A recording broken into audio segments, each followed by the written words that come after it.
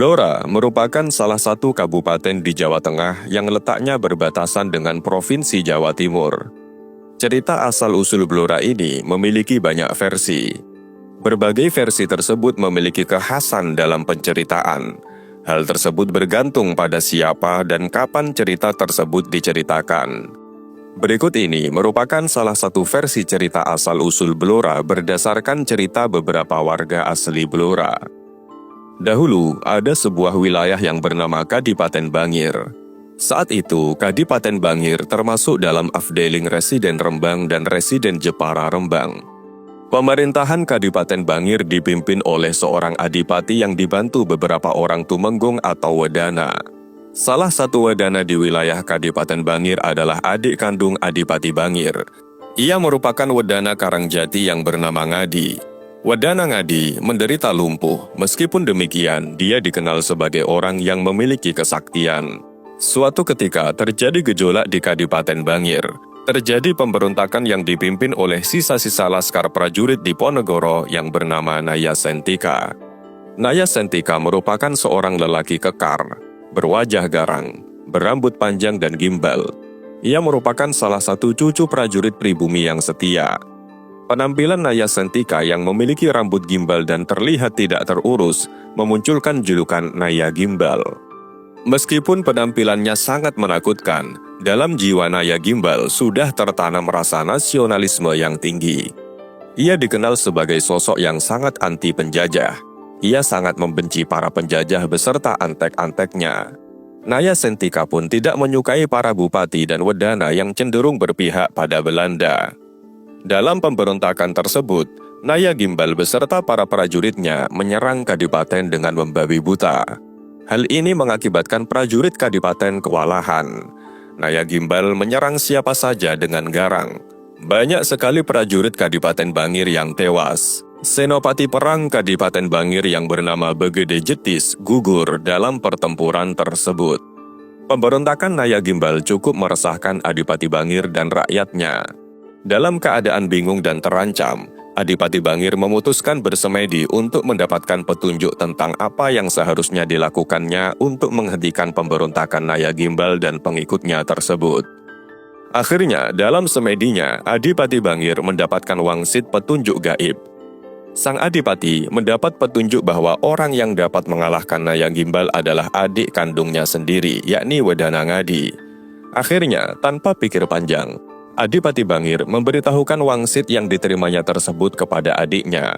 Wedana Ngadi pun segera maju ke medan perang melaksanakan titah sang adipati yang tak lain adalah kakak kandungnya. Dikarenakan tubuh Wedana Ngadi lumpuh, ia memerintah anak buahnya untuk membawanya menggunakan tandu ke medan laga menghadapi pasukan Naya Gimbal. Wedana Ngadi tidak gentar sedikit pun menghadapi Naya Gimbal dan pasukannya yang garang. Dengan kesaktian yang dimilikinya, ia melawan Naya Gimbal dari tandu. Selain itu, Wedana Ngadi memiliki pusaka ampuh berupa tombak yang dinamai Godong Andong. Dengan pengaruh kewibawaan pusakanya tersebut, akhirnya Wedana Ngadi berhasil menghalau dan mengalahkan prajurit Naya Gimbal. Kemenangan Wedana Ngadi ini disambut sukacita dan sorak-sorai rakyat Kadipaten Bangir. Wedana Ngadi diarak menuju ke Balairung Kadipaten. Dengan bangga, Adipati Bangir memeluk adiknya yang lumpuh tersebut.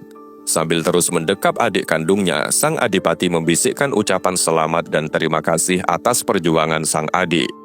Setelah itu, sang Adipati berkata pada semua orang yang ikut mengarak sang Wedana, "Wahai rakyatku, hari ini sebuah sejarah besar telah terukir. Adikku, Wedana Ngadi telah berhasil menyelamatkan Kadipaten Bangir dari aksi pemberontakan Naya Gimbal," kata sang Adipati tertahan sejenak. "Oleh karena itu, aku akan menghadiahinya separuh wilayah Bangir ini," lanjut sang Adipati tanpa sadar menitikkan air mata haru. Tubuhnya memang lumpuh, tetapi semangat dan keberaniannya patut kita contoh, wahai rakyatku.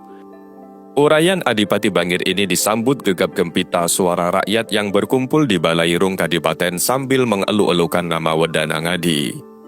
"Ampun Gusti, itu sudah menjadi tanggung jawab hamba sebagai salah satu rakyat Kadipaten Bangir. Sudah sepantasnya lah saya membela tanah air ini demi kemaslahatan bersama," sergah Wedana Ngadi yang masih duduk di tandunya. Ini sudah menjadi keputusanku, adik Ngadi. Engkau tidak usah risau. Separuh wilayah Kadipaten Bangir ini aku serahkan kepadamu. Jagalah, rawatlah, dan pimpinlah rakyatmu dengan segala kemampuan dan daya linuwih yang kau miliki. Aku tahu engkau adalah kesatria pinilih dan pinuji. Aku yakin kau bisa memimpin Kadipaten baru nantinya, kata Adipati Bangir sambil memeluk Wadana Ngadi. Setelah mengusap air mata yang tidak disadarinya mengalir, Adipati Bangir kembali mengumumkan pemberian separuh wilayah Kadipaten Bangir ini. Wahai rakyatku, kalian adalah saksi dari keputusanku. Kadipaten Bangir ini akan dibagi 2 sigar semangka atau sama besar. Separuh wilayah Bangir ini akan dipimpin oleh adikku, Ngadi, kata sang adipati di depan rakyatnya yang bersorak-sorai mendengar kembali pengumuman tersebut. Singkat cerita, Wadana Ngadi diangkat menjadi bupati separuh wilayah Bangir itu. Namun, wilayah yang dihadiahkan tersebut belum bernama. Demi mendapatkan nama untuk kadipaten baru tersebut, Ngadi bersemedi. Dalam semedinya, Ngadi justru mendapat wangsit petunjuk gaib yang berseberangan dengan apa yang diharapkannya. Ia mendapat titah gaib untuk menguburkan jenazah Senopati yang gugur dalam pertempuran pemberontakan Naya Gimbal, yakni Begede Jetis. Sebelumnya, jenazah Senopati tersebut dikebumikan di desa Jetis. Dalam wangsit yang diterima Ngadi, jenazah Begede Jetis tersebut harus dipindahkan ke sebelah utara desa Jetis. Tanah di sebelah utara Jetis itu berada di dataran tinggi yang disebut Pojok. Kemudian, Ngadi memerintah anak buahnya mengadakan upacara penggalian makam Senopati Begede Jetis. Para pengikut Ngadi yang setia itu segera melaksanakan titah sang pimpinan dengan cekatan. Upacara penggalian dilaksanakan dengan baik. Segala macam ubah rampe dipersiapkan demi kelancaran upacara tersebut. Ngadi memimpin pelaksanaan upacara tersebut secara langsung di atas tandu. Setelah makam digali, jenazah sang Senopati diangkat dan dipindahkan ke tempat yang sudah dipersiapkan sesuai wangsit yang diterima Ngadi. Setelah upacara pemindahan jenazah itu selesai, Ngadi memerintahkan anak buahnya untuk membangun cungkup di wilayah itu, demi menghargai dan menghormati jasa sang Senopati. Ngadi memberikan gelar Sunan. Oleh karena makamnya berada di tanah yang tinggi atau pojok, akhirnya Begede Jetis mendapatkan sebutan Sunan Pojok. Hingga sekarang banyak peziarah yang mendatangi makam Sunan Pojok ini. Meskipun sudah diumumkan sebagai pemimpin wilayah separuh Kadipaten Bangir, Ngadi belum dilantik secara resmi. Pada saat pelantikannya sebagai adipati, Ngadi belum juga mendapatkan petunjuk mengenai nama kadipaten yang dipimpinnya. Hari pelantikan telah tiba. Banyak tamu undangan yang hadir untuk memberikan ucapan selamat dan hadiah atas pelantikan Ngadi sebagai adipati wilayah yang belum bernama tersebut. Lalu, Ngadi mendapatkan ide nama kadipaten dari sebuah hadiah yang dibawa oleh asisten residen Rembang. Ngadi dihadiahi seekor kuda tunggang atau kuda teji yang masih muda, yang dapat dipakai sebagai kendaraan. Dalam bahasa Jawa, anak kuda atau kuda yang masih muda disebut dengan belo. Namun, entah mengapa tiba-tiba kuda yang dihadiahkan tersebut jatuh sakit. Tercetus oleh Ngadi untuk memberi nama kadipaten baru yang dipimpinnya itu Blora, yang berasal dari kata belo atau anak kuda atau kuda yang masih muda, dan lara yang artinya adalah sakit. Demikianlah, pada upacara pelantikan tersebut, Ngadi resmi menjadi adipati Blora. Pemerintahan Adipati Ngadi sangat baik, meskipun beliau cacat, tetapi memiliki strategi kepemimpinan yang baik. Adipati Ngadi memimpin dengan bijaksana. Ia tidak segan turun langsung ke wilayah-wilayah perkampungan untuk mengetahui langsung keadaan rakyatnya. Ia begitu dicintai rakyatnya. Rakyat merasa senang dan tentram. Hasil bumi Kadipaten Blora melimpah di bawah kepemimpinan Adipati Ngadi. Singkat cerita, Adipati Ngadi meninggal dalam usia lanjut. Sebelum mangkat, sang adipati berpesan agar dimakamkan di sebelah utara kadipaten yang berbatasan dengan Kadipaten Bangir. Masyarakat Blora menyebut makam Adipati Ngadi dengan sebutan Ngadi Purwa yang berasal dari kata Ngadi, yaitu nama adipati yang dimakamkan, dan kata Purwa yang berarti pemula. Sebutan tersebut dimaksudkan untuk mengenang Adipati Ngadi sebagai pemula berdirinya Kadipaten Blora yang sekarang menjadi Kabupaten Blora. Cerita pun berpindah pada legenda Arya Penangsang. Arya Penangsang merupakan seorang keturunan Raja Demak yakni cucu Sultan Trenggono. Raja Demak yang berkuasa pada tahun 1521 sampai 1564 Masehi. Arya Penangsang merupakan putra dari anak tertua Sultan Trenggono.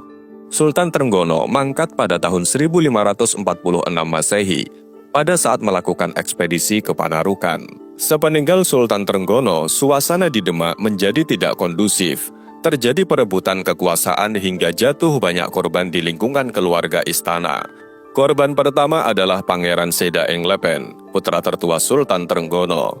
Pangeran Sedaeng Lepen merupakan ayah Arya Penangsang yang dibunuh atas perintah Pangeran Prawoto, yaitu putra kedua Sultan Trenggono. Sepeninggal Pangeran Sedaeng Lepen, Pangeran Prawoto menjadi anak laki-laki tertua Sultan Trenggono, sehingga dialah yang berhak naik tahta menggantikan kedudukan sang ayah menjadi Raja Demak. Anak Pangeran Sedaeng Lepen bernama Arya Penangsang tidak terima atas kematian ayahnya. Diliputi dendam membara, Arya Penangsang menuntut balas atas kematian ayahnya. Dia membunuh Sunan Prawata beserta istrinya. Selain itu, Arya Penangsang juga membunuh pamannya yang tinggal di Kalinyamat atau daerah Jepara yang dikenal dengan nama Pangeran Kalinyamat. Setelah membunuh Sunan Prawoto dan Pangeran Kalinyamat, Arya Penangsang menjadi keturunan laki-laki tertua Sultan Trenggono. Dengan demikian, dia berhak kembali atas tahta kerajaan Demak. Namun, kenyataan tersebut tidak lantas membuat Arya Penangsang menjadi lega karena sepeninggal Sunan Prawoto, pihak kerajaan tidak menunjuknya untuk menduduki tahta kerajaan. Seseorang yang ditunjuk untuk menduduki tahta kerajaan Demak adalah Pangeran Kediri atau Pangeran Pangiri. Ia merupakan anak laki-laki Pangeran Sedaeng Lepen yang berarti saudara Arya Penangsang. Namun, kedudukan Pangeran Kediri atau Pangeran Pangiri sebagai Raja Demak hanya semacam simbolis saja. Hal ini dikarenakan kerajaan Demak masih dianggap labil sepeninggal Sunan Trenggono. Oleh karena itu, dalam mengatur jalannya pemerintahan masih di bawah perlindungan Sultan Pajang. Menurut cerita tutur Jawa, Arya Penangsang menjadi adipati yang menguasai wilayah Jipang Panolan. Arya Penangsang juga disebut dengan nama Arya Jipang. Sebagaimana diketahui, Jipang dan Panolan adalah dua nama tempat yang berbeda, yang kini berada di wilayah Kabupaten Blora. Dengan begitu, dapat diartikan bahwa Arya Penangsang adalah penguasa di dua wilayah tersebut sekaligus yang merupakan wilayah bawahan kerajaan Demak. Arya Penangsang akhirnya dikalahkan oleh Jakatingkir, menantu Sultan Trenggono yang menjadi adipati di Pajang. Kekalahan Arya Penangsang ini sudah direncanakan oleh bibinya sendiri, yakni Ratu Kalinyamat. Jakatingkir menyerang Arya Penangsang atas permintaan Ratu Kalinyamat yang merasa sakit hati karena Arya Penangsang telah membunuh suaminya. Dalam riwayat dinyatakan bahwa Ratu Kalinyamat bersumpah atas nama suaminya, yakni selama pembunuh suaminya masih berada di muka bumi, dia akan terus melakukan tapa wudhu, bertapa dengan tidak mengenakan busana. Hal ini dilakukan sebagai bentuk protes atas kematian suaminya. Dia benar-benar tidak mengenakan selembar kain pun, melainkan menutupi tubuhnya hanya dengan rambutnya yang panjang tergerai. Keberhasilan Jakatingkir mengalahkan Arya Penangsang sebenarnya bukan mutlak keberhasilan pribadi.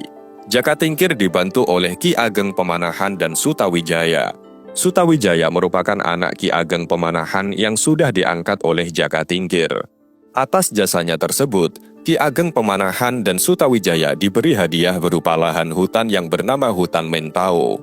Hutan tersebut pada perkembangannya dibuka dan kelak menjadi kerajaan besar bernama Mataram, di bawah kekuasaan Sutawijaya yang bergelar Panembahan Senopati. Berkat kemenangannya atas Arya Penangsang, Jakatingkir mengubah wilayah tempat tinggalnya di Pajang menjadi ibu kota kerajaan. Dia juga mengangkat dirinya sebagai raja dengan gelar Sultan Hadiwijaya. Kemudian di bawah kepemimpinannya, Demak diubah menjadi ibu kota daerah. Sepeninggal Arya Penangsang, wilayah Jipang Panolan diambil alih oleh Sultan Hadiwijaya yang kemudian diserahkan kepada putranya yang bernama Pangeran Benawa. Pada saat Mataram tumbuh menjadi sebuah kerajaan yang semakin besar, Sultan Pajang mengkhawatirkan kebesaran Mataram akan mengancam keberadaan kerajaan Pajang. Oleh karena itu, Raja Pajang berusaha memperingatkan Raja Mataram, yaitu Panembahan Senopati atau Sutawijaya yang sudah diangkatnya sebagai anak. Namun, Panembahan Senopati tidak menghiraukan peringatan dari Raja Pajang tersebut. Hal ini menyebabkan pecahnya perang terbuka antara Kerajaan Pajang dan Kerajaan Mataram. Pasukan Pajang tidak berhasil mengalahkan bala tentara Mataram.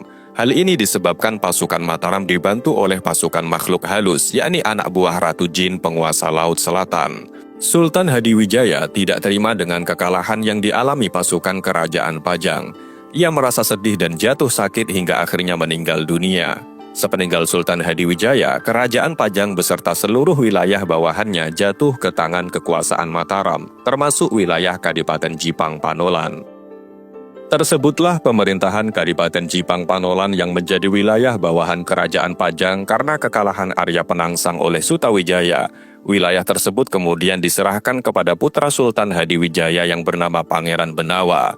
Adapun Ki Ageng Pemanahan, ayah Sutawijaya yang membantu menyingkirkan Arya Penangsang diberi hadiah bumi Mentao. Selain itu, Ki Penjawi yang juga dianggap berjasa dalam mengalahkan Arya Penangsang diberi hadiah bumi Pati. Kelak, bumi Mentao menjadi kerajaan besar bernama Mataram di bawah kepemimpinan Ki Ageng Pemanahan yang bergelar Sultan Agung. Setelah Ki Ageng Pemanahan wafat, bumi Mentao atau Mataram diserahkan kepada anaknya yaitu Sutawijaya. Setelah naik tahta, Sutawijaya bergelar Panembahan Senopati. Kebesaran kerajaan Mataram akhirnya mengalahkan kebesaran kerajaan Pajang. Melihat hal itu, Raja Pajang Sultan Hadiwijaya tidak berkenan.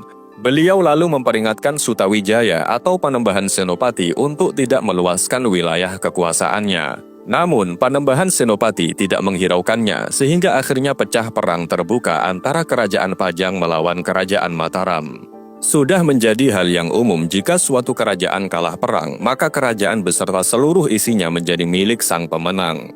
Begitu pula kerajaan Pajang. Seluruh isi istana dirampas dan dikuasai untuk selanjutnya diboyong ke Mataram termasuk benda-benda kebesaran kerajaan maupun pusaka-pusakanya. Namun, pada kenyataannya, Pangeran Benawa sebagai pewaris kerajaan Pajang tidak mau melepaskan sebuah pusaka yang bernama Wulu Domba Pancal Panggung dengan alasan pusaka tersebut sudah diserahkan oleh ayahnya kepadanya. Meskipun pihak Mataram terkenal sangat garang, tetapi untuk hal tersebut, pihak Mataram meluluskan permintaan Pangeran Benawa untuk tidak mengambil pusaka kerajaan tersebut. Begitulah, akhirnya Pangeran Benawa masih tetap dapat menyimpan pusaka pemberian ayahandanya tersebut. Pusaka Wulu Domba Pancal Panggung adalah kumpulan dari beberapa pusaka bertuah kerajaan Pajang yang terdiri atas tumbak Kiai Karawelang, keris Kiai Semburat, kudi terantang, panah Kiai Sapu Jagat, dan pedang Kiai Celengkrong. Kelima pusaka tersebut ditempatkan dalam sebuah guci buatan Cina. Dalam keyakinan Pangeran Benawa, kelima pusaka tersebut merupakan yoni atau wahyu untuk keraton. Artinya, barang siapa memiliki atau menyimpan pusaka tersebut, dia akan mendapatkan wahyu keraton. Pangeran Benawa dan beberapa orang pengikutnya menata kembali sisa wilayah Pajang yang sebagian sudah dirampas oleh kerajaan Mataram. Berbekal pusaka Wulu Domba Pancal Panggung, ia mengembangkan wilayah kekuasaan ke seberang timur Bengawa Sala. Wilayah-wilayah perluasan tersebut diantaranya adalah Kabupaten Bojonegoro dan Rajakwesi. Tindakan Pangeran Benawa dalam memperluas wilayah kekuasaan tersebut sebenarnya kurang disetujui oleh saudara-saudaranya karena akan mendatangkan resiko yang tidak ringan. Perluasan wilayah yang dilakukan Pangeran Benawa tersebut membuat Bupati Rajakwesi merasa terancam. Bupati Rajakwesi menyiapkan diri untuk berjaga-jaga bila terjadi sesuatu yang tidak diinginkan. Ia mengatur strategi agar dapat menghalau pasukan Pangeran Benawa dari bumi Rajakwesi. Dari mata-mata dan sejumlah telik sandi yang dikerahkan, Bupati Rajakwesi mengetahui bahwa Pangeran Benawa mengandalkan pusaka keramat kerajaan Pajang. Oleh karena itu, Bupati Rajakwesi menyusun siasat untuk mencuri pusaka keramat tersebut. Bupati Rajakwesi mengumpulkan semua petinggi dan tetua Kabupaten Rajakwesi dalam pengaturan siasat menghadapi pasukan kerajaan Pajang. Di antara para tumenggung yang hadir dalam persidangan tersebut, hanya seorang Modin dari Kuncen yang menyanggupi untuk mencuri pusaka Pajang yang berada di Panolan tersebut. Singkat cerita, Modin Kuncen itu pun segera berangkat ke Panolan dengan didampingi Modin Ngoken. Keberangkatan Modin Kuncen dan Modin Ngoken ke Panolan diiringi oleh Laskar Recakosi. Salah satu strategi Laskar Recakosi yang dipimpin Modin Kuncen dan Modin Ngoken adalah membuat kekacauan di wilayah timur Kadipaten, yakni di desa Sumber Pitu. Kekacauan yang dibuat itu bukan tanpa alasan.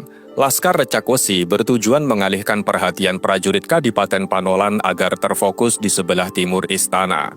Siasat tersebut pun berhasil. Kekacauan tersebut membuat sebagian besar laskar Jipang Panolan membuat persiapan dan berjaga-jaga di desa Sumberpitu, sehingga di dalam istana kosong. Dengan begitu, Moden Kuncen dan Moden Ngoken dengan mudah dapat masuk istana dengan leluasa. Akhirnya, mereka berdua berhasil menemukan pusaka keramat kerajaan Pajang yang konon merupakan sumber kekuatan Pangeran Benawa. Namun, Moden Kuncen dan Moden Ngoken mengalami kesulitan ketika hendak mengangkat seperangkat pusaka keramat kerajaan Pajang tersebut. Mereka berdua mencari akal agar dapat mengangkat pusaka itu. Akhirnya, mereka berdua menemukan cara jitu. Dengan menggunakan seutas tali ijuk, mereka berdua berhasil membawa pusaka keramat tersebut. Setelah berhasil membawa seperangkat pusaka keramat kerajaan Pajang itu, pasukan Kabupaten Rajakosi yang tergabung dalam Laskar Recakosi menuju ke arah barat Kadipaten agar tidak berjumpa dengan pasukan Jipang Panolan yang berjaga di sebelah timur, tepatnya di desa Sumberpitu. Singkat cerita, Pangeran Benawa akhirnya menyadari hilangnya pusaka Wulu Domba Pancal Panggung. Ia sangat marah dan kecewa atas kelalaian menjaga pusaka peninggalan ayahnya tersebut. Hal itu mengakibatkan keadaan di dalam istana tidak kondusif. Sering terjadi perselisihan antara satu dengan yang lainnya. Akhirnya, Pangeran Benawa memanggil saudara-saudaranya, yakni Pangeran Jatikusuma, Pangeran Jatikuswara, Pangeran Anom, Pangeran Girijati, dan Pangeran Giri Kusuma. Pangeran Benawa memerintah saudara-saudaranya tersebut untuk mencari pusaka keramat. Pangeran Benawa menunjuk pimpinan pasukan mencari pusaka kepada Pangeran Jatikusuma. Setelah semuanya siap, mereka berlima segera berangkat menuju ke arah barat lalu ke utara. Pasukan pencari pusaka tersebut tiba di suatu tempat yang dihuni sejenis makhluk halus atau siluman. Orang yang tinggal di kawasan tersebut banyak yang menganut ajaran mistik sehingga mereka bisa berubah wujud menjadi seekor binatang jadi-jadian, seperti harimau, babi hutan, dan sebagainya. Kepandaian tersebut digunakan untuk berbuat yang tidak baik, seperti mencuri, merampok, dan berbuat jahat yang lain. Mereka memanfaatkan ilmu berubah wujud yang dikuasai untuk melancarkan aksi jahat. Melihat hal tersebut, Pangeran Jatikusuma menamai tempat tersebut sebagai Gadu, yang artinya tempat ini banyak terdapat binatang gadungan. Agar terhindar dari hal-hal buruk, Pangeran Jatikusuma beserta pasukan cepat-cepat meninggalkan wilayah Gadu. Mereka terus berjalan ke arah utara. Akhirnya sampailah mereka di suatu tempat yang sejuk dan ditumbuhi banyak pepohonan. Di tempat tersebut, pasukan Pangeran Jatikusuma dapat dengan mudah melihat ke arah utara. Ketika beristirahat sambil melihat-lihat suasana di sekelilingnya, Pangeran Jatikusuma mengambil sehelai daun dibentuk sebuah menjadi cintung centong sayur untuk mengambil air di sebuah sumur yang berada di daerah tersebut. Sumur tersebut kemudian dinamakan Sumur Cintung atau Sendang Cintung. Ketika sebagian pengikutnya beristirahat, Pangeran Jatikusuma melihat ke arah utara dan tampaklah sebuah tempat yang kelihatan agak kurang terang. Menurut perkiraan sang pangeran, tempat itu dapat menunjukkan di mana pusaka kerajaan yang hilang dapat ditemukan. Tidak jelas bagaimana ceritanya hingga akhirnya tempat yang tampak suram tersebut dinamakan Cereme. Pangeran Jatikusuma beserta pasukannya melanjutkan perjalanan ke tempat yang diperkirakan dapat menunjukkan dapat ditemukannya pusaka kerajaan yang hilang. Akhirnya, sampailah mereka di tempat yang sangat sulit dilalui karena keadaan sudah gelap. Hal tersebut membuat mereka terpaksa menunda perjalanan untuk sementara. Keadaan di tempat tersebut sangat gelap. Akhirnya, Pangeran Jatikusuma menancapkan tongkat Kiai Jumpina ke tanah. Dari bekas tancapan tongkat tersebut keluar cairan yang menyala sehingga dapat dipakai sebagai minyak untuk menyalakan obor. Petilasan tempat tersebut kemudian disebut Magung atau Murgum yang artinya sumur agung, yakni sekarang terletak di desa Lodok bagian barat. Magung ini sampai sekarang dipergunakan untuk sesaji dan sedekah bumi. Selain itu, juga digunakan untuk melepas kaul atau nazar bagi yang memercayainya. Setelah cukup terang, rombongan tersebut melanjutkan perjalanan. Di tengah perjalanan, obor yang mereka bawa kehabisan minyak. Dengan sigap dan cekatan, Pangeran Jatikusuma kembali menancapkan tongkatnya dan seketika keluarlah minyak dari tempat yang ditumbuhi pohon beringin tersebut. Pada perkembangannya, tempat keluarnya minyak yang ditumbuhi pohon beringin tersebut dinamakan seringin, berasal dari kata ngisor yang artinya di bawah dan ringin yang artinya beringin.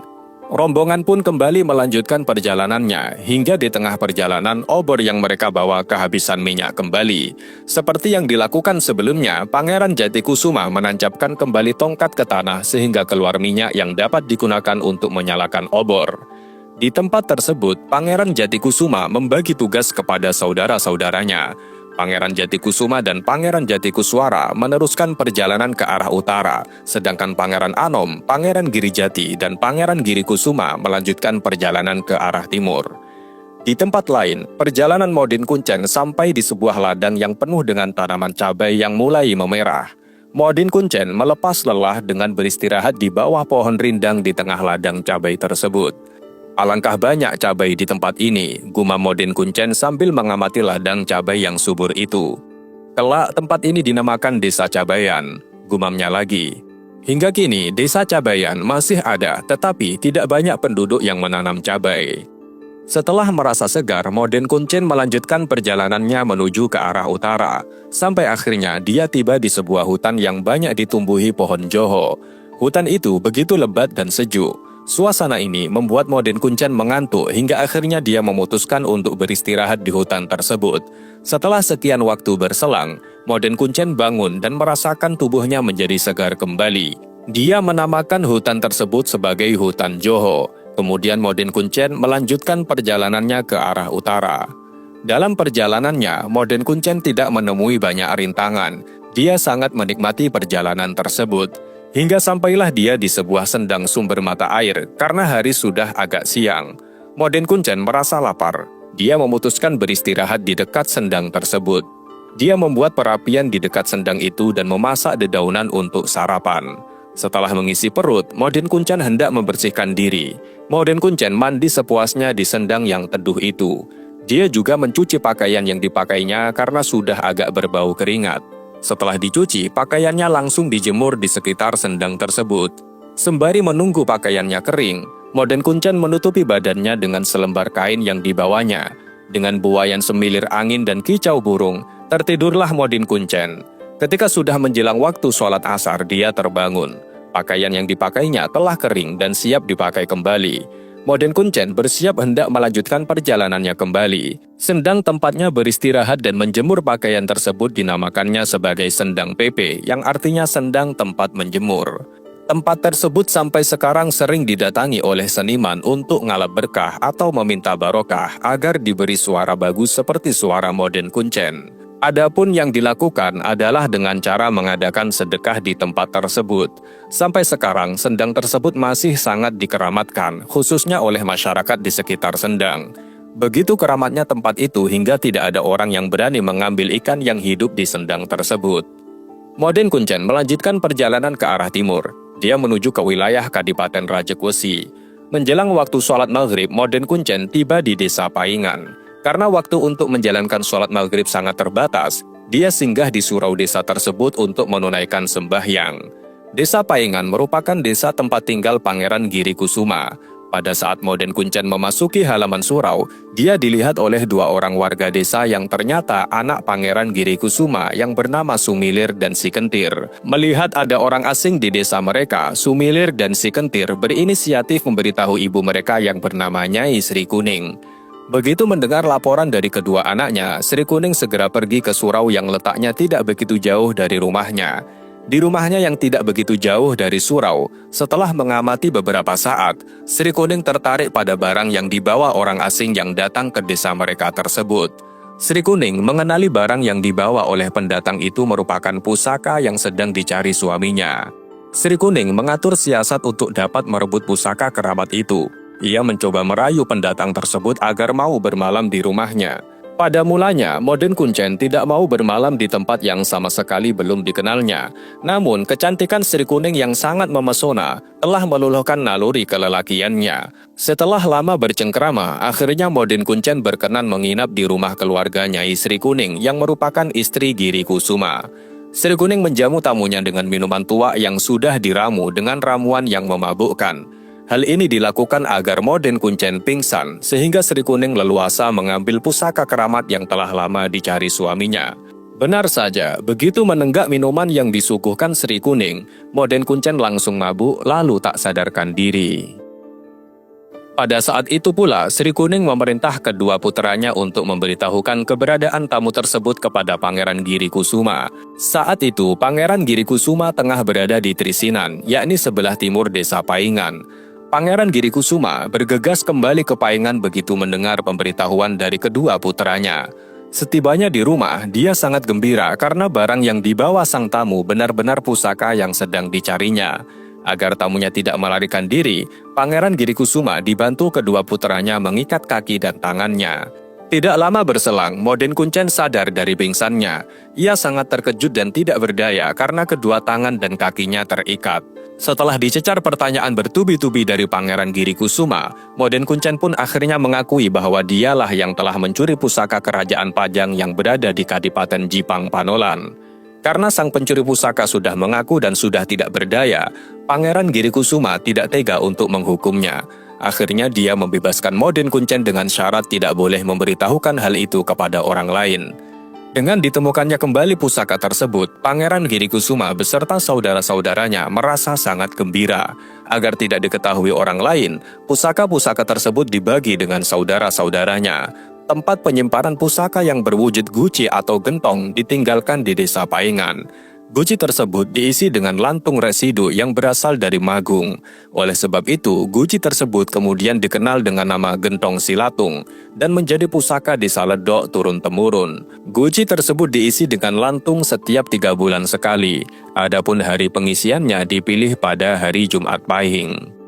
Sekian dari kami, apabila banyak kesalahan mohon maaf yang sebesar-besarnya. Al-haqqu min rabbika falatakunanna minal mumtarin. Wassalamualaikum warahmatullahi wabarakatuh.